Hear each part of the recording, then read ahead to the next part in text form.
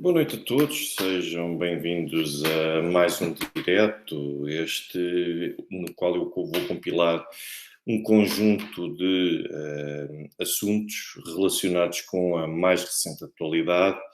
Peço-vos desde já desculpas pelo atraso, mas eu estava a tentar reunir aqui, a trocar alguns dados com uma pessoa que eu vou entrevistar amanhã para que ele consiga estar presente relativamente à Transnistria, porque é um convidado que vem da Transnistria. Aliás, aproveito e saúdo desde já a senhora Maria Simões, que está aqui a falar de Dobry Wieczór, Всем привет, из Vladivostoka. Portanto, muito bem, muito cumprimentos também de Dobry Wieczór. Senhor Luís Pacheco, a Maria também, o senhor Luís Piedade, senhor Calamodino dos Santos. Uma boa noite a todos, naturalmente. Espero que sejam aqui bem recebidos e que este direto venha ao encontro das vossas pretensões e expectativas. Dobre večer, ou quase dobre utra em Vladivostok, não é? Portanto, parece que é quase dobre utra. Mas eu gostaria desde já de vos saudar a todos, de pedir que, na medida do possível, que deixem o vosso gosto, deixem o vosso like. Parece que o gosto e o like. Um abraço também para Angola, senhora Nandré André. Um abraço. Senhor Fernando Newton, também senhora Catarina Rolo, a senhora Anabela Almeida, senhor Miguel Machado, senhor Francisco Lázaro, todos, enfim, sintam-se todos cumprimentados de Portugal, Angola, Moçambique, Guiné-Bissau, Cabo Verde, São Tomé, Timor-Leste, Brasil, claro, de todos os lados do Brasil. Portanto, senhor Levi Siqueira dos Santos, não me iria esquecer do Brasil. Deixem, por favor, o vosso gosto, o vosso like, isso ajuda a promover o canal. Bom, canal este que ainda hoje acabei por ter um aviso. Antes de mais, boa noite, senhor Fernando Pedro, e para a França. Para a Eslováquia também, senhor Nuno Figueiredo. Um abraço para a Eslováquia. Também acabo sempre por deixar. E para a Irlanda do Norte, senhor Roberto Filipe Tavares da Costa. Bom, boa noite, senhor Emílio. Eu peço que se sintam todos cumprimentados. Senhor Daniel Dias também. Sintam-se todos cumprimentados, aqueles que forem entrando entretanto, aqueles que já cá estavam e aqueles que forem entrando depois. Bom, mas a propósito aqui do canal, parece que aos poucos o próprio YouTube começa também a dar aqui alguns sinais relativamente ao meu canal. Se bem se lembram, organizei aquele direto, aquele live sobre os BRICS, onde eu fiz a análise dos BRICS e da Cimeira dos BRICS. Eu não sei, peço muito honestamente que alguém me diga o que é que poderá estar ali de errado. E então parece que o YouTube entendeu que aquele direto que eu fiz com uma análise sobre os BRICS parece que não tinha condições para poder passar anúncios. Não perguntem porquê, isto é das coisas mais bizarras e foi a primeira vez, porque já calhava a miúdo receber algum tipo de notificações do género para um ou outro vídeo, mas isto era o próprio algoritmo do YouTube que trabalhava assim. Eu pedia a revisão e o YouTube revertia. Desta vez pedi a revisão, até porque era óbvio, e o YouTube entende que aquela minha análise sobre os BRICS, pelos vistos, não era o suficiente para poder ser aplicável a todas as categorias. Logo, em termos de monetização, teve de passar ou nenhuma publicidade ou publicidade condicionada. E como tal, da mesma forma que também esse direto não poderá passar tanto quanto poderia ser expectável e até mesmo desejável. Eu, muito honestamente, não consigo compreender. Acho até que, se for por aí, acho que existem vídeos muito e diretos com análises muito mais controversas do que aquela análise que eu fiz dos BRICS. Portanto, não me perguntem o que é que se passa, portanto, que não sei sinceramente explicar. Depois, gostaria ainda de vos dar nota que vou estar com o João Nuno Pinto na quarta-feira, dia 13 de setembro, no programa Isto é o Povo a Falar, da Curiacos TV. É sempre um prazer estar com o João em estúdio. Acho que é um profissional brilhante, de excelência, além de ser uma excelente pessoa, uma pessoa muito simples, muito terra a terra. Gosto imenso do João Nuno Pinto e, acima de tudo, gosto da forma muito inteligente com que ele conduz os programas dele. Estamos a falar de alguém que se atreve a perguntar o porquê aos convidados, que faz sentido, e alguém que, quando concorda, tem de concordar e acompanhar. E quando não concorda, também sabe dizer que não concorda. E tem coragem para isso, e tem frontalidade, e tem saber estar. Eu gosto imenso do João Nuno Pinto, que esteve, aliás, eu fui acompanhando a viagem dele na China durante, salvo erro, foram 15 dias ou foram 3 semanas, mas foram vários dias a acompanhar a viagem dele à China, e eu acho que é, de facto, um profissional de excelência, João Nuno Pinto.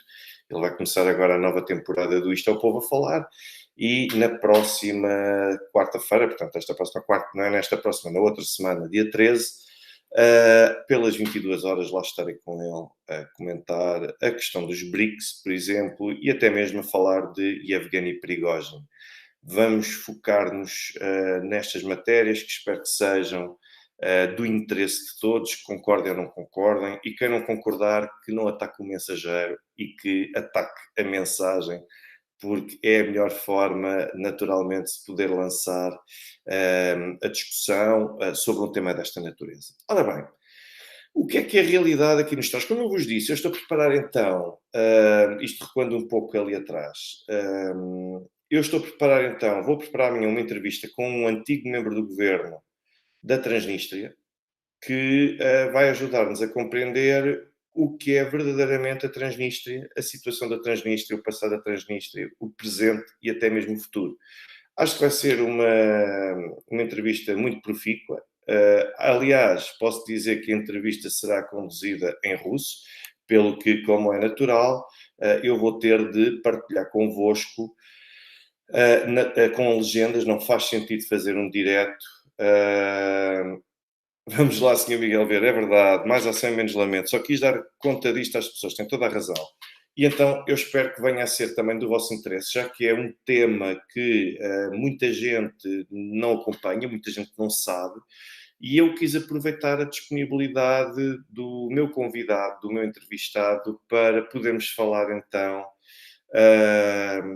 da Transnistria. Portanto, vai ser uma entrevista dedicada exclusivamente à Transnistria e em que o meu convidado é da Transnistria, é, aliás, conhecido pelos préstimos não só académicos, mas também pelos contributos enquanto membro do governo da Transnistria. E acredito eu que, Pridnestrovia, e acredito eu que nos ajudará a compreender ainda mais a situação. Eu conheço a situação da Transnistria, mas naturalmente estou longe de saber como qualquer pessoa, como uma pessoa deste gabarito, a realidade de determinados pormenores que eu acredito que nos farão compreender a verdade sobre a Transnistria. Agradeço desde já ao Sr. António Solidónio e também à Sra. Catarina Rolo os contributos financeiros que dão para o canal, o reconhecimento do trabalho que eu aqui presto. Agradeço a todos aqueles, aliás, que têm feito os contributos por Revolut. Hilda, eu agradeço imenso o contributo que fez por PayPal, por MBWay, por YouTube, por IBAN. Agradeço todo esse contributo que têm feito e, acima de tudo, a prova que dão de reconhecimento do trabalho e da qualidade do trabalho que aqui é feito, embora a vossa presença também já seja muito positiva nesse aspecto. Muito bem. Vamos agora, então, finalmente, à ordem do dia. E a primeira delas é que nós tivemos um encontro entre Vladimir Putin e Recep Tayyip Erdogan em Sochi. Tivemos este encontro numa área que se poderá considerar que é mais ou menos meio caminho ou meio termo entre Moscovo e Ankara. Mais coisa, menos coisa. Se bem se lembram, Erdogan em julho já tinha alertado que esperava contar com a visita do presidente Vladimir Putin na Turquia. Estava prevista, ou estava a ser equacionada, uma visita de Vladimir Putin à Turquia no mês de agosto. Putin, aliás, Dmitry Peskov, chegou ainda a avançar que, apesar daquela conferência de imprensa de Recep Tayyip Erdogan, que vai deixar, mais ou menos, foi quase como uma provocação à Rússia, mas Dmitry Peskov disse que ainda assim Putin iria garantir a sua presença na Turquia, mas à última hora o presidente russo decidiu voltar atrás e disse: não, eu não vou à Turquia, é o presidente Recep Tayyip Erdogan que tem de vir à Rússia. Mas, como o presidente Recep Tayyip Erdogan também não é propriamente um capacho, seja do Ocidente ou seja da Rússia, também disse: eu vou à Rússia, mas eu não vou a Moscou. Vamos a meio termo, vamos a Sochi. Meio termo dentro daquilo que é possível.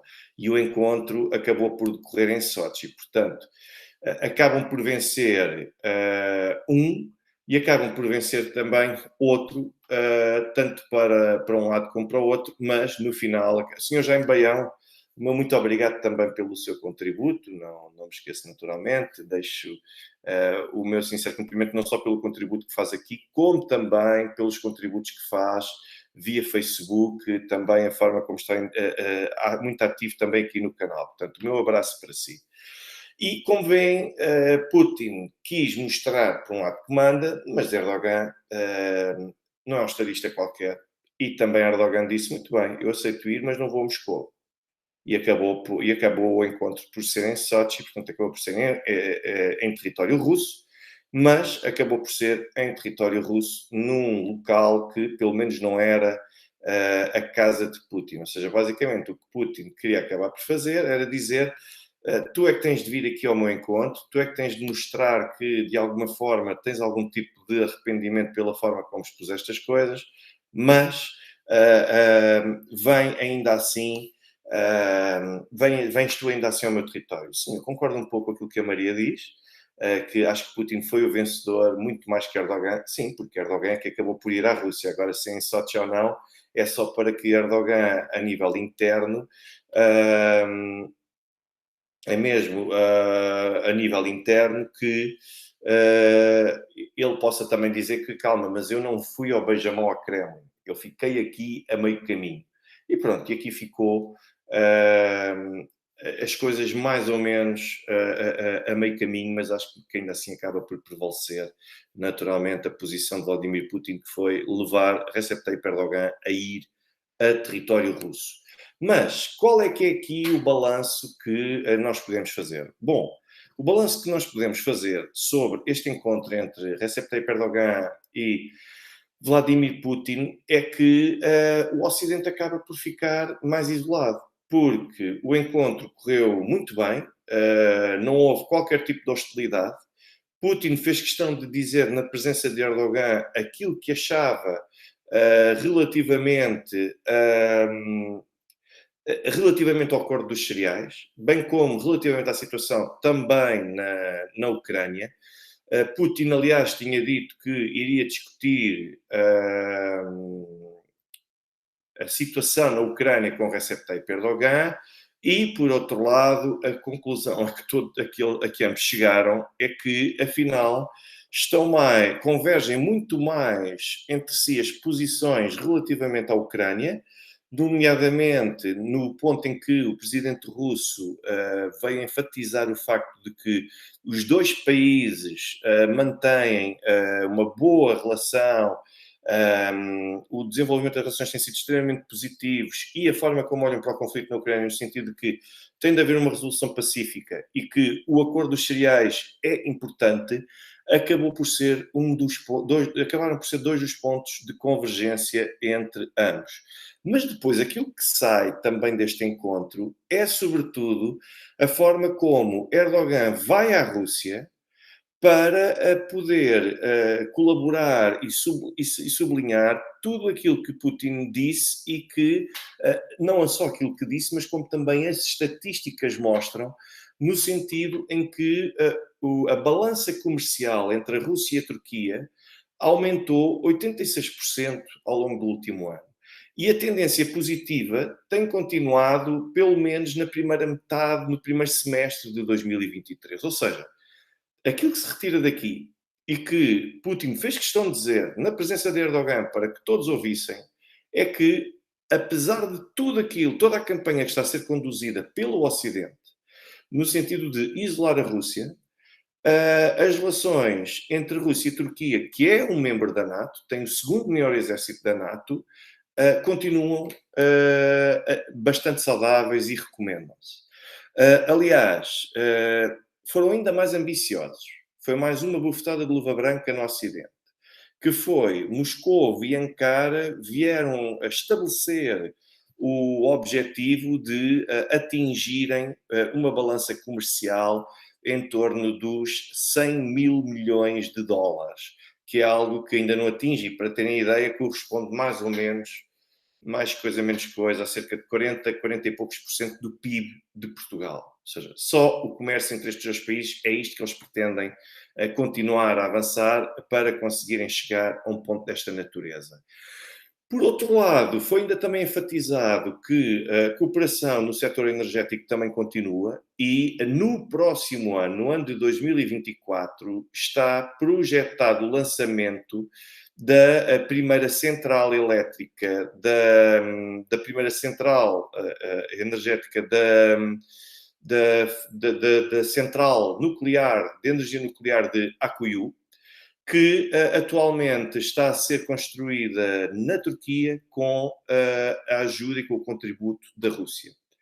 E, finalmente, Recep Tayyip Erdogan, não estando por satisfeito com aquilo que estava ainda a receber em termos de reconhecimento de Vladimir Putin, veio também sublinhar que a construção do hub de gás que vai acabar por enriquecer e fortalecer ainda mais as relações entre a Turquia e a Rússia. Ou seja, aquilo que nós vemos é que, apesar das críticas de Recep Tayyip Erdogan à questão do acordo dos cereais, mesmo apesar de mostrar que está com o Ocidente num conjunto de bandeiras, aquilo que nós tivemos hoje foi um encontro entre duas partes que estão claramente convergentes, cujas relações recomendam-se totalmente e que a tendência é para continuar a criar e a expandir ainda mais as áreas de cooperação. Esta, de facto, é a conclusão que nós podemos retirar desta reunião. Para mim, aquilo que eu acabo por poder concluir depois de tudo isto que já vos disse, é que o que fez o presidente turco Recep Tayyip Erdogan foi dar uma bufetada autêntica de luva branca ao Ocidente. O Ocidente não sabe onde é que há de colocar a cabeça. Os países da NATO não sabem basicamente como é que devem lidar e como é que devem gerir com a Turquia, porque a Turquia acaba por reagir de forma absolutamente natural, como se não houvesse um conflito armado no qual a NATO está numa situação de muito grande tensão e com a possibilidade de poder ver-se envolvida num conflito armado com a Rússia. Ou seja, isto acaba por ser um pouco tentar chegar ao tocar um pouco nos dois mundos. É querer dizer sim a dois senhores distintos. E, por exemplo, pergunta aqui, a Maria pergunta aqui faz aqui uma pergunta muito pertinente. Em relação aos cereais, ficou alguma coisa decidida? Aquilo que ficou decidido relativamente aos cereais é que vão continuar a tentar discutir os termos em que o acordo dos cereais pode ser retomado. E, a meu ver, já começa a haver finalmente algum reconhecimento de que tanto a Turquia como a Rússia vieram assumir também publicamente que ambas, nem que seja em iniciativas próprias, apenas reservadas a estes dois países, vão fazer com que os cereais cheguem aos países que verdadeiramente precisam deles. Ou seja, isto, a meu ver, é mais uma humilhação para o Ocidente, é também mais um embaraço para António Guterres, porque aquilo que Erdogan fez foi basicamente atropelar e ignorar completamente a Ucrânia para aceitar um acordo com Vladimir Putin em que a Turquia teria a possibilidade de ter visibilidade internacional na medida em que participa num acordo de cereais tácito e também paralelo com a Federação Russa e sem precisar da ONU, sem precisar do Ocidente e sem precisar também da Ucrânia. Portanto, a Ucrânia fica aqui uma vez mais numa posição em que a real política acaba por falar mais alto. Portanto, e como acabam por falar mais alto, acaba por ser exatamente o interesse da Turquia que tem de prevalecer. E é isso que nós assistimos, viemos assistir neste encontro. Portanto, foi uma vitória em toda a linha para Vladimir Putin. Não houve um único ponto em que se pudesse dizer que Putin ficou aquém dos seus objetivos, que Putin ficou embaraçado com alguma situação. Pelo contrário, o presidente turco foi a solo russo e foi, de facto, fazer as pazes, reconhecendo e aceitando a cooperação de forma intensíssima com tudo isto que eu estive a descrever até agora. Portanto, mas depois aqui a senhora Catarina Roll diz, mas cada vez mais se vê a substituição dos cereais por outro tipo de alimentação, qual o presidente Putin mostrou aversão, mas que está a ganhar terreno. Que leitura fazer daqui? Muito honestamente, a leitura que há para fazer dessa questão dos cereais, isso parece ser uma tendência muito mais resumida, para já, a alguns países ocidentais, e depois também a um conjunto de outros países onde isso já era uma evidência. Mas esta questão da substituição dos insetos por cereais acaba por funcionar como mais como uma dieta que está a ser implementada mesmo no Ocidente de uma forma muito, muito, muito residual. Ou seja, é um público muito residual que está a procurar este tipo de alternativas. Muitos deles, não sendo veganos ou vegetarianos, procuram encontrar alternativas, têm também uma consciência ambiental, mas pretendem sair também deste tipo de dieta mais comum, mais tradicional. Parece-me que essa questão dos insetos, da alimentação dos insetos, ainda é mais popular e mais célebre nas redes sociais do que propriamente fora das redes sociais. Portanto, eu diria que é por aí.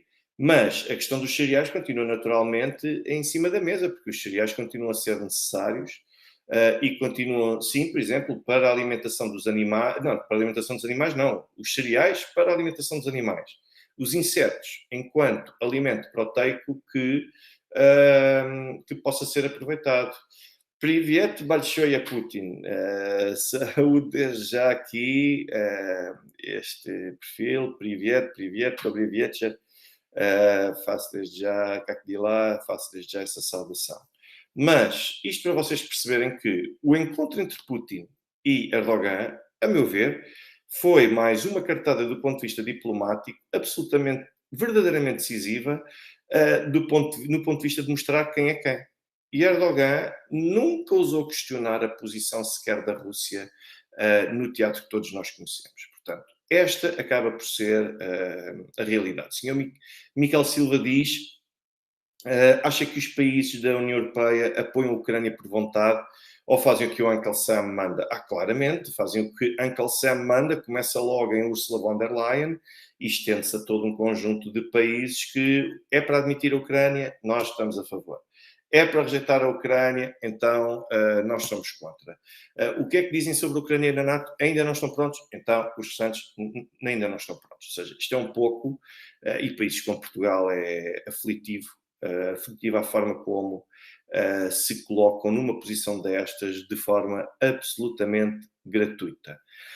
Mas a questão é que um outro aspecto importante é que não foi por acaso que, quase em simultâneo, aquilo que nós acabamos por ter numa situação desta natureza foi a nomeação de um novo membro do governo, nomeadamente a nomeação de Rustem Umerov, que para o cargo de Ministro da Defesa, em detrimento de Alexei Reznikov.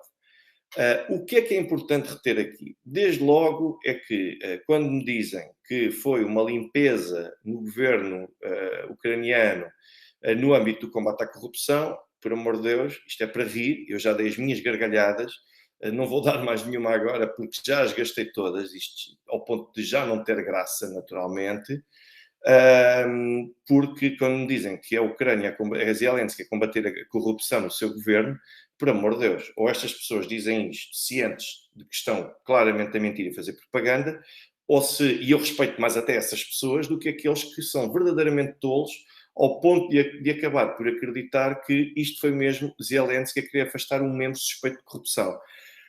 Vamos lá ver. Desde o dia 24 de fevereiro de 2022 que o governo da Ucrânia passou de um dos governos mais corruptos do mundo para um governo absolutamente impoluto e verdadeiramente defensor dos grandes valores da honestidade, da credibilidade, do combate à corrupção e tudo mais. Ou seja, a partir da meia-noite do dia 24 de fevereiro de 2022, teve início uma operação de maquilhagem à Ucrânia. A Ucrânia é em si um Estado completamente dominado pela cleptocracia.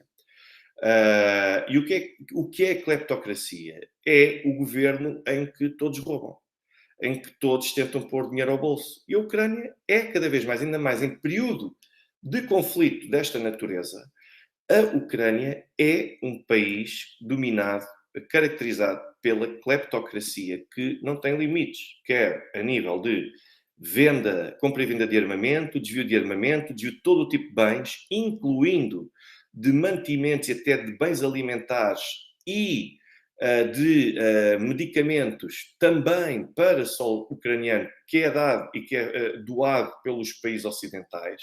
Ou seja, tudo é uma oportunidade de negócio porque muitos percebem que ou é agora ou dificilmente poderá ser no futuro.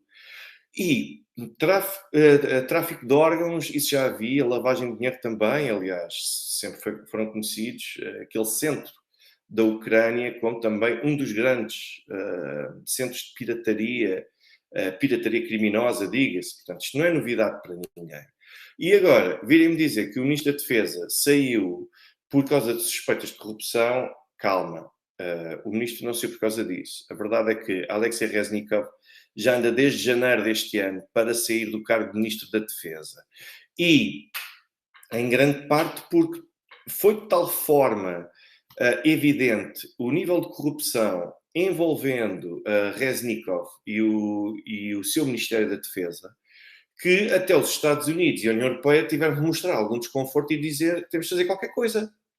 E Reznikov, se já tínhamos este problema de corrupção em janeiro, porquê que Reznikov não saiu logo?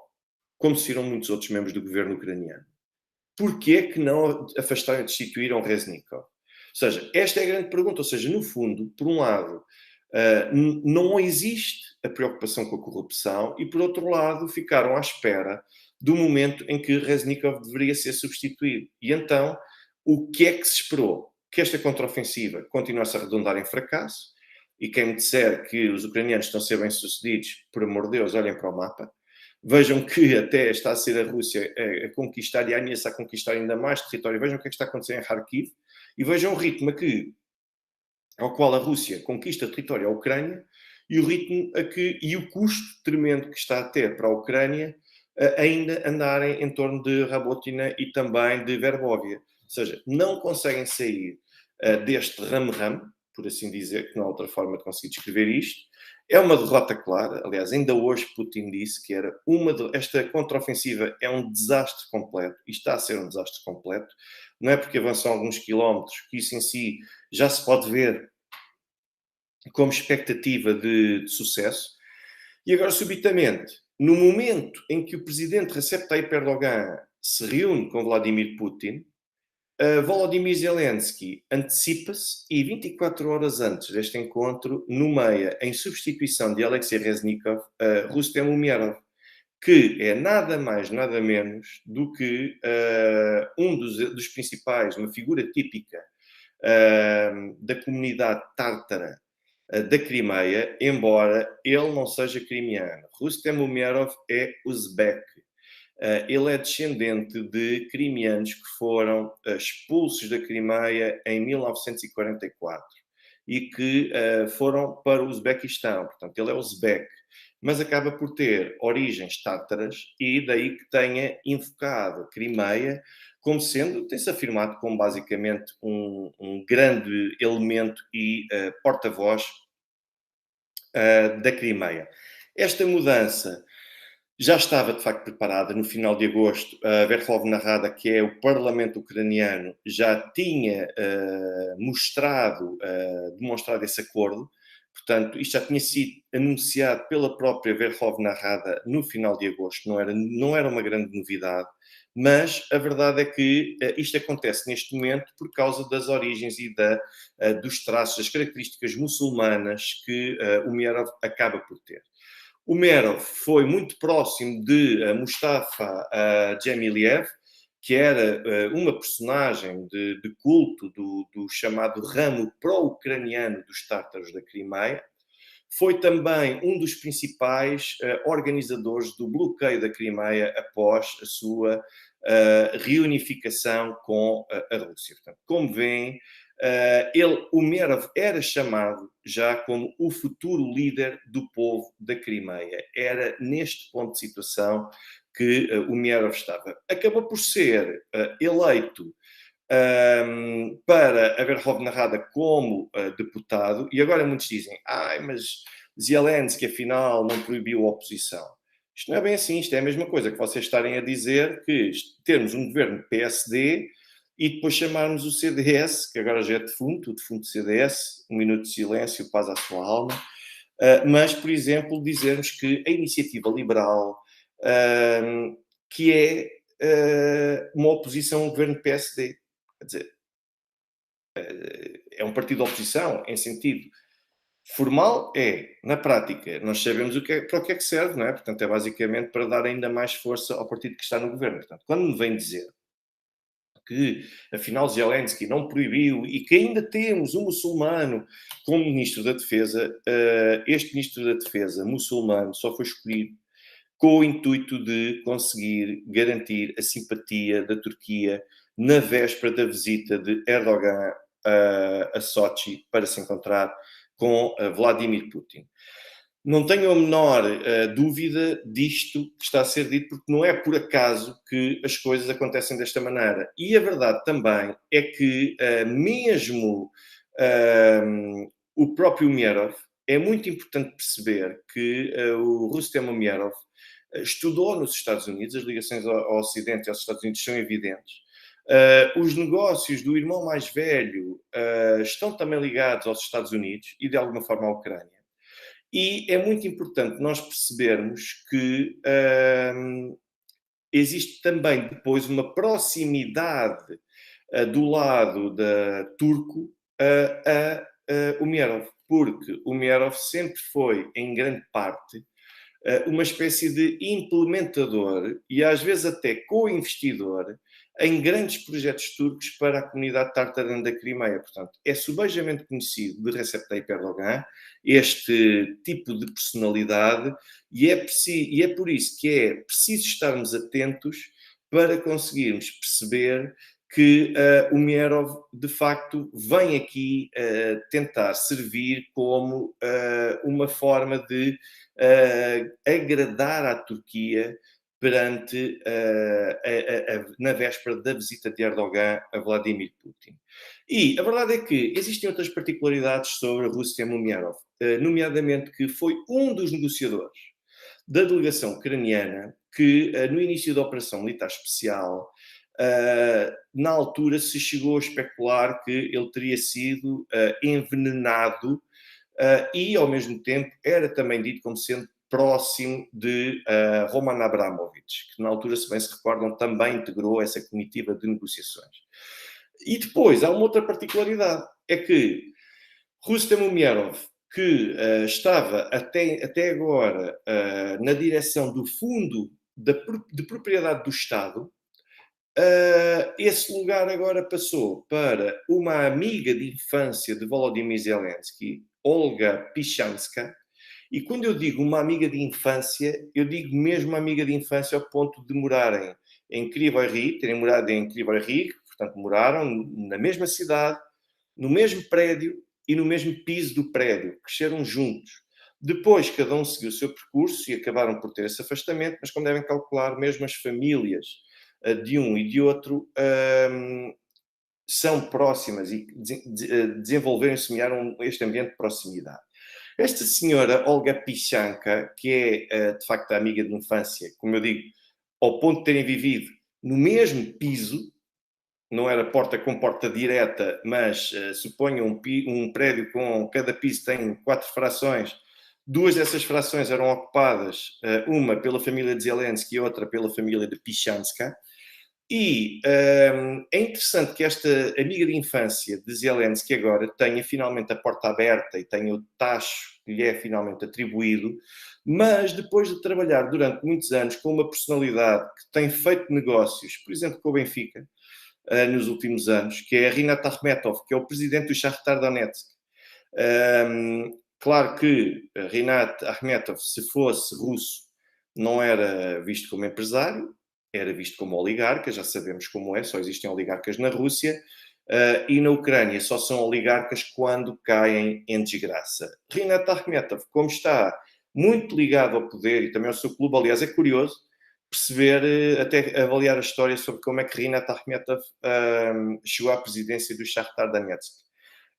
Chegou, salvo erro, em 1995 a 1996, e na sequência da morte muito estranha do anterior presidente, que se dizia que estaria ligado à máfia local e por aí fora. E Rinat Akhmetov nunca mais voltou a largar a presidência do Shakhtar Donetsk, e não só o clube, como também a nível empresarial, foi fazendo os seus negócios. E agora, digam-me vocês, então, e vai uma ex-conselheira de um oligarca barra empresário, dependendo das vossas preferências, de um dos homens mais ricos da Ucrânia, vai essa conselheira, que é amiga de infância de Volodymyr Zelensky, vai para o fundo de propriedade do Estado e perguntou a vocês, mas o que é o fundo de propriedade do Estado? E basicamente, este fundo de propriedade do Estado é o organismo do Governo Central que é o responsável pela implementação de políticas na área das privatizações, dos empréstimos, depois também da gestão de propriedades do Estado, dos direitos empresariais, ou seja, tudo o que diga respeito a património do Estado passa por aqui. E como tem como missão aumentar a atratividade do investimento e a competitividade da economia ucraniana, acaba por ser, como é natural, o organismo público mais suscetível à corrupção, porque há simplesmente muito dinheiro a circular. Este é o organismo responsável pelo recebimento de fundos e pela tentativa de fundos exteriores e também pela captação de investimentos por parte de empresários. Escusado será dizer que, em período de conflito armado, quem conseguir fazer determinados tipos de investimentos será apenas um sério candidato a dominar os setores da economia, os setores sociais e até mesmo da política, o que é quase, por assim dizer, que é uma personalidade que fica numa posição privilegiada para poder suceder a Volodymyr Zelensky na presidência da Ucrânia.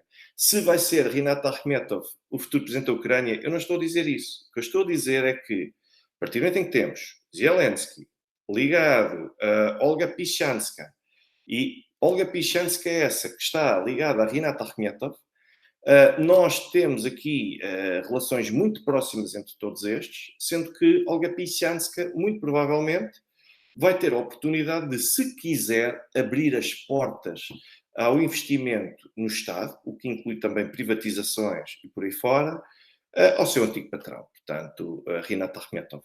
E esta acaba por ser a verdadeira razão pela qual nós temos todo este tipo de situações a acontecer neste momento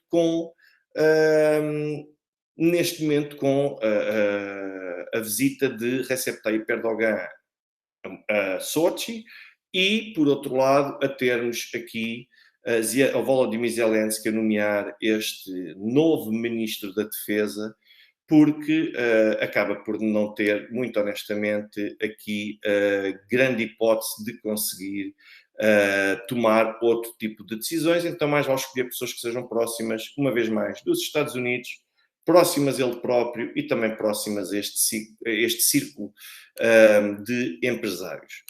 Uma última notícia, também extremamente importante e que eu não queria deixar passar, é a notícia que dá conta dos ataques a portos no Danúbio por parte da Rússia. Aquilo que aconteceu foi que a Rússia atacou no domingo passado o distrito de Ismail. É uma das regiões de Odessa e onde se encontram portos, portanto, isto fica muito perto da fronteira entre a Ucrânia e a Roménia.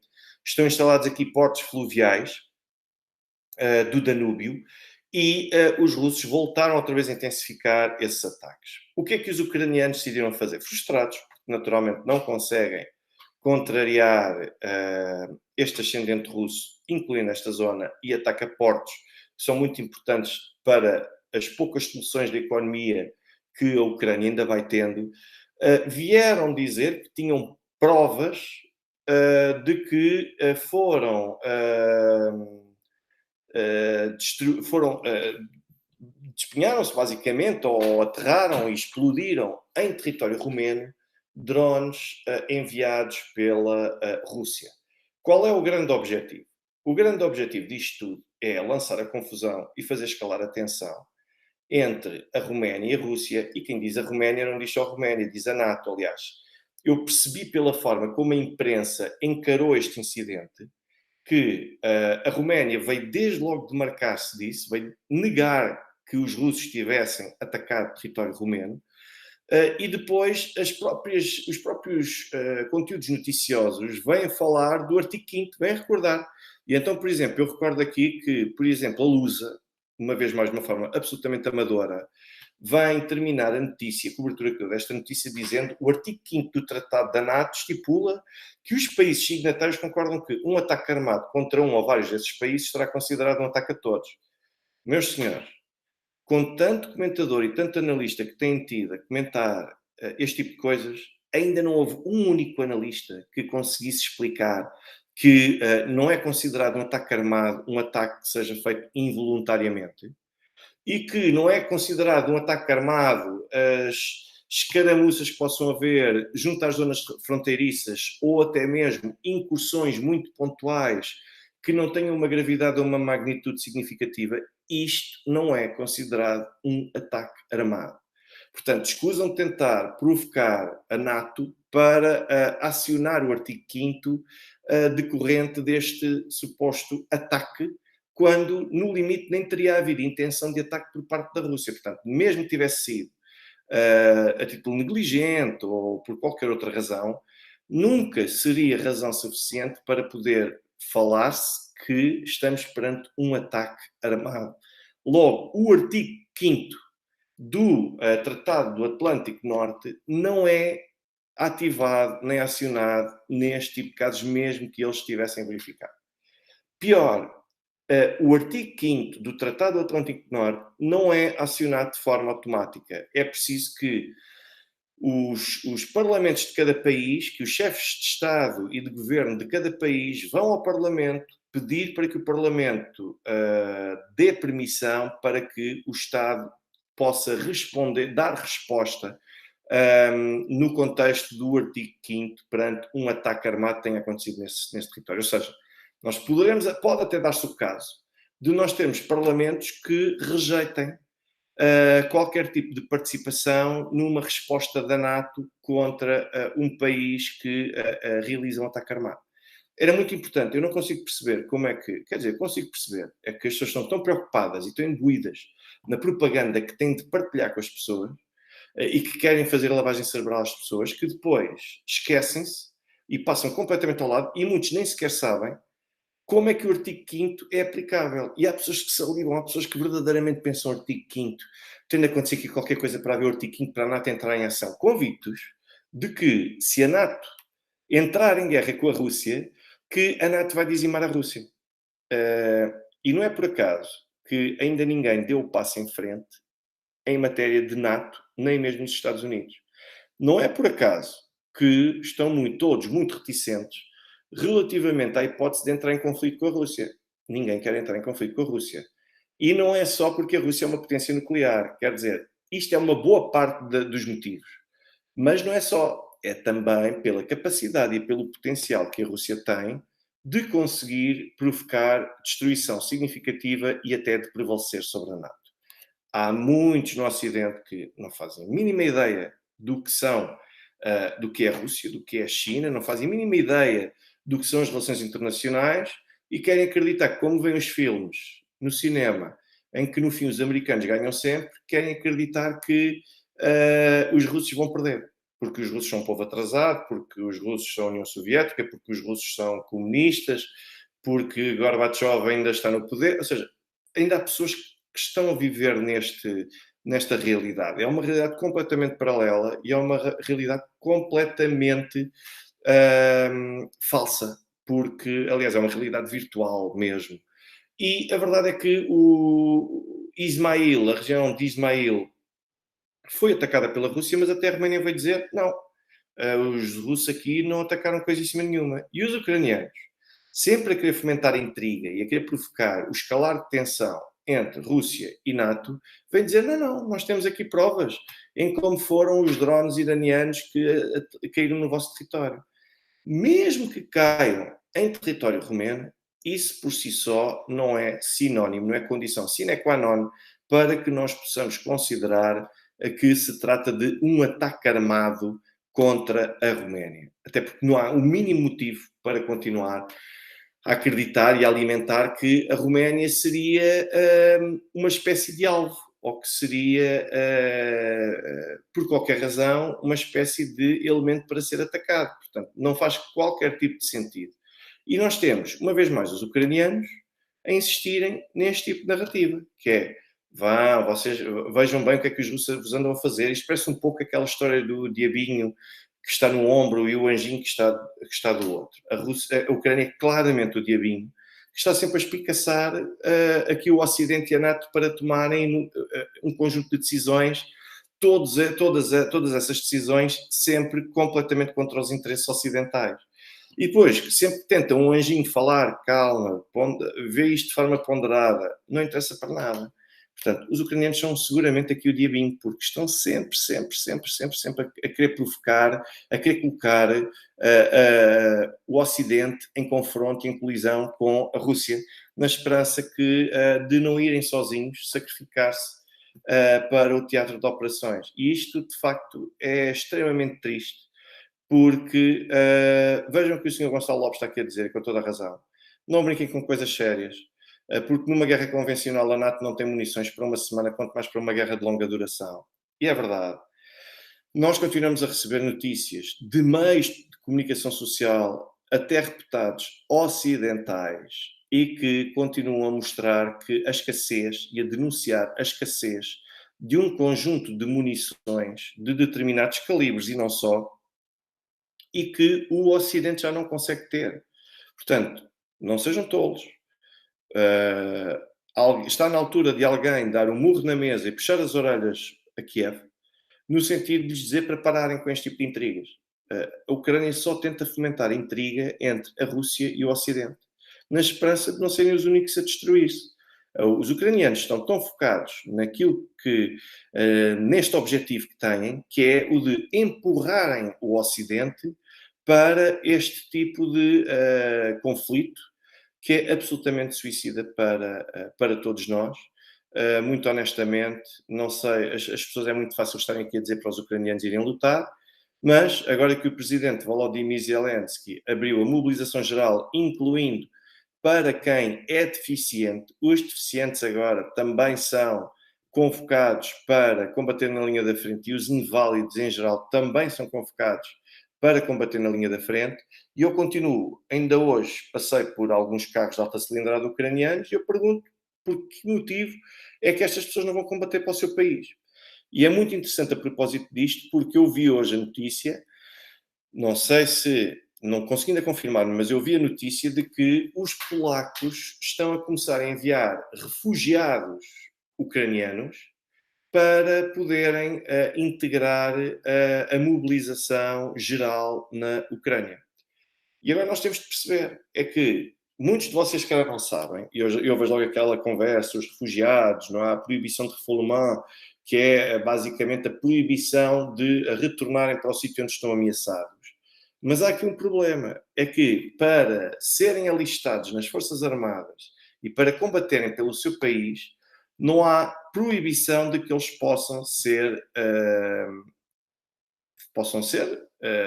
entregues ou restituídos, por assim dizer, ao seu país de origem. Portanto, eu acho que não percebo porque é que Portugal não faz o mesmo. Temos aqui, infelizmente, só pessoas bem abastadas. Temos aqui muitos ucranianos abastados. Eu vejo os carros de alta cilindrada. E vejo também toda essa gente aqui a aproveitar o sol português enquanto os outros estão a morrer. E a aproveitarem também o facto de estarem a receber subsídios nesses países, incluindo Portugal, em vez de irem para os seus países, ganhar dinheiro como combatentes e combater pelo seu país. Eram muito mais úteis do que estarem aqui a fazer figuras e a fomentar a russofobia. E o Sr. Minho diz que, se calhar, é por isso que uma certa classe não se registra como refugiado. É uma exceção, ou seja, não há motivo para considerar o estatuto de refugiado para quando o objetivo é incorporar essas pessoas nas Forças Armadas do país. Diferente seria se fosse algum tipo de penalização envolvendo também as Forças Armadas. E as mulheres também, sim, é verdade. A senhora Vanessa, e houve já mais alguém que disse aqui acima, as mulheres também, a serem incorporadas nas forças de combate. E depois eu li e uma especulação que depois vão os restantes europeus. É assim, quando não houver mais ucranianos, alguém vai ter de continuar a combater. Portanto, se alguém vai ter de continuar a combater, alguém vai ter de ir para a linha da frente. Portanto, vamos ver. Vamos ver como é que as coisas de facto se passam. Por hoje, esta é a análise que eu trazia para vocês. Agradeço desde já toda a atenção que vocês têm dedicado aqui ao canal. O canal continua em franco crescimento, o canal continua a ter muito boa receptividade e muito boa visibilidade, continua a ter ótimas partilhas, continuamos a restar ótimos números. Eu agradeço a todos vocês, são vocês os responsáveis por este sucesso que o canal está naturalmente a atingir. E depois também agradeço a todos aqueles que têm feito os contributos por MBWay, YouTube, Revolut, PayPal e também por IBAN. Todos aqueles que partilham o vídeo direto depois. Não se esqueçam que já tenho o canal no Spotify, onde vou colocando os vídeos em formato de vídeo no Spotify. Encontram nas descrições, bem como o canal de Telegram também. E agradeço também que todos aqueles que puderem deixem um gosto, deixem um like, porque isso ajuda a promover o canal e também, de certa forma, a dar a visibilidade devida para o canal. Muito obrigado a todos pelas vossas excelentes palavras e palavras muito positivas que têm deixado sobre as análises que eu aqui vos deixo. Faço votos da continuação de uma excelente noite. Até amanhã.